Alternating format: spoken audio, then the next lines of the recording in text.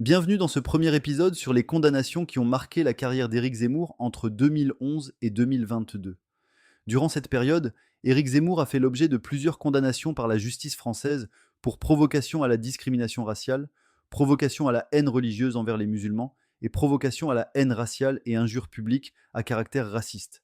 Rien que ça. Vous êtes sur Métapolitique, cette chaîne qui vous propose des versions audio des articles publiés sur le blog du même nom. Vous y trouverez aussi régulièrement des critiques et des résumés de livres qui traitent des sujets qui travaillent dans notre époque. Revenons au sujet, la carrière médiatique puis politique d'Éric Zemmour a été marquée par de nombreux procès pour délits d'opinion. Elle offre un prisme révélateur des tensions françaises contemporaines autour des limites de la liberté d'expression et des modalités du débat public sur l'islam et l'immigration.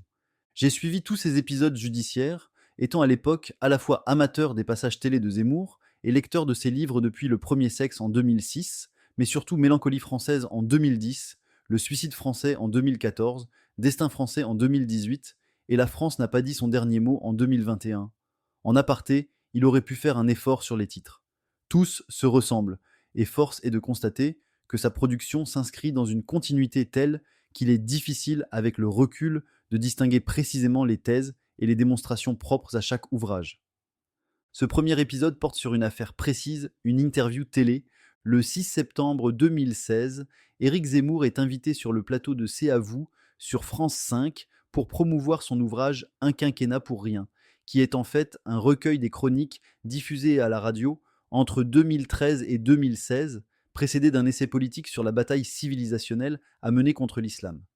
L'émission intervient quelques semaines après l'attentat de Nice, le 14 juillet 2016, un djihadiste fonçant en camion dans la foule et faisant 86 morts, dans un climat national marqué par une succession d'attaques terroristes revendiquées par l'État islamique.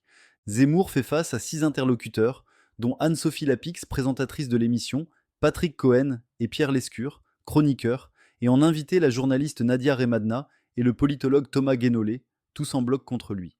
Zemmour, interviewé, développe une analyse sur l'islam, le djihadisme et la question de l'intégration des musulmans en France.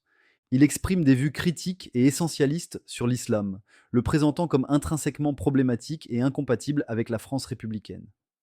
Voici un résumé structuré de ses opinions principales, basé uniquement sur ses interventions pendant cette interview. D'abord, il décrit l'origine et la nature guerrière de l'islam. L'islam s'est constitué dès le 7e siècle dans la guerre, contrairement aux autres religions. Il est marqué par les guerres depuis ses origines, et le djihad, y compris militaire et guerrier, en est un élément constitutif et fondamental qui n'a jamais été supprimé.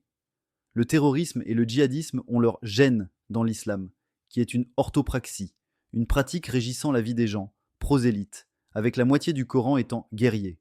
Le prophète Muhammad, considéré comme l'homme parfait à imiter, a égorgé juifs et chrétiens, et les djihadistes l'imitent.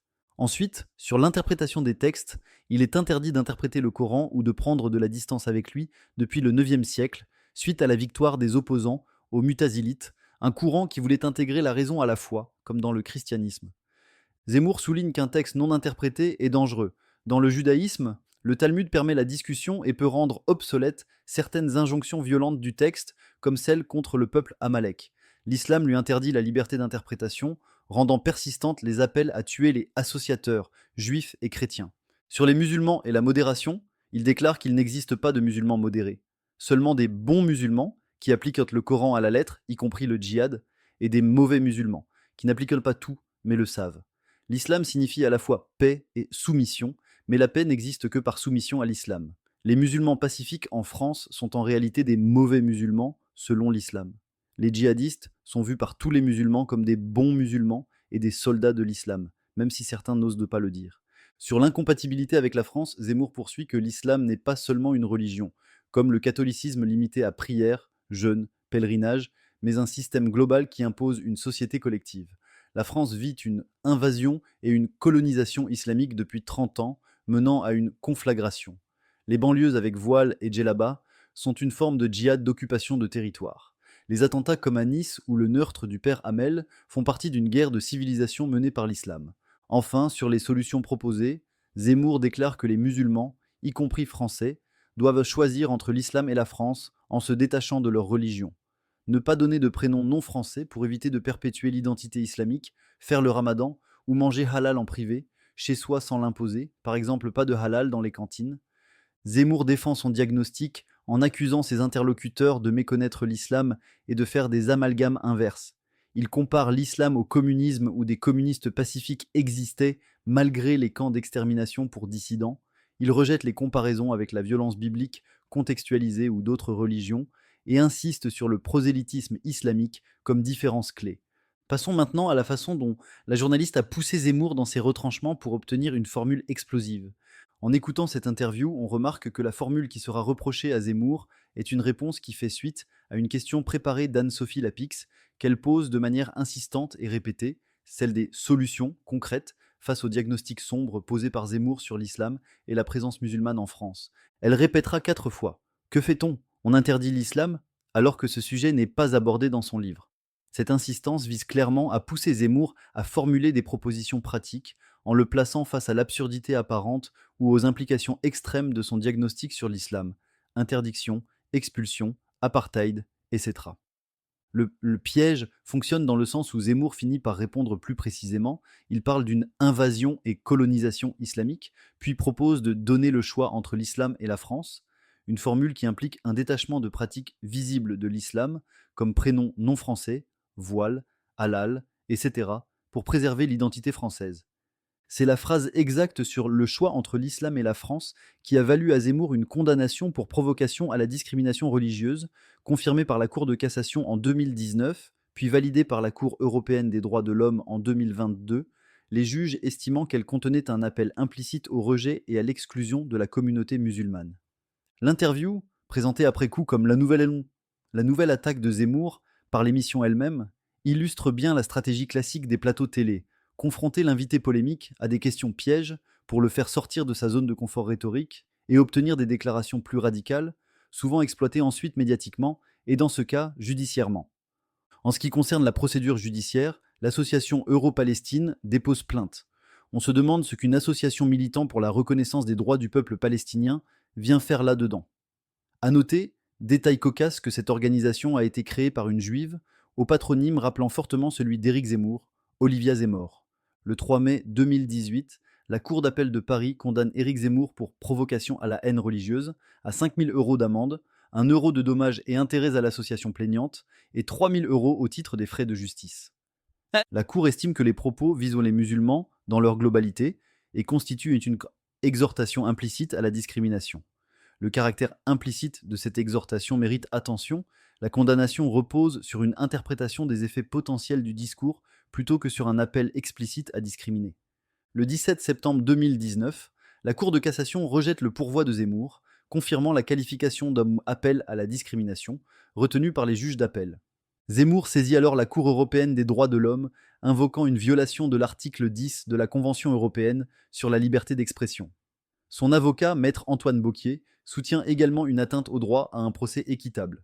Le 20 décembre 2022, la CEDH déclare la requête irrecevable. Dans sa décision, elle reconnaît que les propos de Zemmour se présentaient comme une analyse historique et théologique, mais estime qu'ils contenaient néanmoins des assertions négatives et discriminatoires susceptibles d'alimenter un clivage entre Français et musulmans. La Cour considère que l'ingérence dans la liberté d'expression était proportionnée au but légitime poursuivi, la protection des droits d'autrui et la prévention des troubles à l'ordre public. Maintenant, explorons les questions soulevées. Cette affaire cristallise plusieurs tensions juridiques et politiques. Sur le plan juridique, la notion d'exhortation implicite pose la question du seuil de preuve requis pour qualifier un propos de provocation à la discrimination. Où se situe la frontière entre une analyse critique d'une religion, même véhémente, et une incitation à discriminer les fidèles de cette religion? Sur le contexte, dans quelle mesure le climat post-attentat a-t-il influencé l'appréciation judiciaire? L'argument de Zemmour, selon lequel il alertait face à un danger réel, ne pouvait-il bénéficier d'une certaine marge dans un débat d'intérêt général? Qu'en est-il de la forme du débat qui a vu Zemmour être attaqué constamment pendant une demi-heure? Manifestement, aucun des juges n'en a pris compte. Sur la méthode, certes, on peut critiquer la généralisation à tous les musulmans. Même si Zemmour précise sa pensée, il verse tout de même dans une stigmatisation collective. Or, il est évident que la grande majorité des musulmans en France pratiquent une version hypocrite de l'islam, se contentant du minimum des règles imposées, pour ne pas être mal vus de leurs coreligionnaires, sans connaître grand-chose des textes islamiques. Lorsque Zemmour affirme que tous les musulmans partageaient la vision des djihadistes, il faut avouer qu'il exagère, ce qui cependant ne mérite en rien une condamnation politique. Au final, un constat lucide, une phrase piégée, une justice instrumentalisée. Pour moi, il est clair que ces condamnations judiciaires, et ce ne sont ni les premières ni les dernières auxquelles Zemmour comme d'autres seront confrontés, n'auraient jamais dû avoir lieu. Elles reposent souvent sur des petites phrases arrachées dans le feu d'un jury médiatique. La justice française devrait avoir honte de cette instrumentalisation flagrante par des associations plaignantes qui ne représentent qu'elles-mêmes et leurs agendas partisans, transformant les tribunaux en arènes politiques. J'approuve à 100% le constat de Zemmour sur l'islam tel qu'exprimé dans cette interview. Une religion intrinsèquement guerrière, prosélyte et incompatible avec les valeurs républicaines françaises, alors que la réforme profonde qui serait nécessaire est interdite par ses propres textes. Une fois ce constat effectué, il y a effectivement des questions cruciales à se poser sur la façon d'intégrer les Français de confession musulmane dans une république laïque et unitaire. Pour ceux qui choisissent la France, un détachement des pratiques visibles et collectives de l'islam, comme les prénoms non français ou les exigences religieuses, semble indispensable pour préserver l'identité nationale. Quant aux musulmans étrangers ou délinquants, la remigration apparaît aujourd'hui comme une solution envisageable et pragmatique, alignée sur une politique d'immigration ferme pour prévenir les risques de conflagration civilisationnelle. Ces affaires judiciaires, loin de discréditer Zemmour, soulignent l'urgence d'un vrai débat démocratique sur ces enjeux que nous explorerons dans les épisodes suivants de cette série.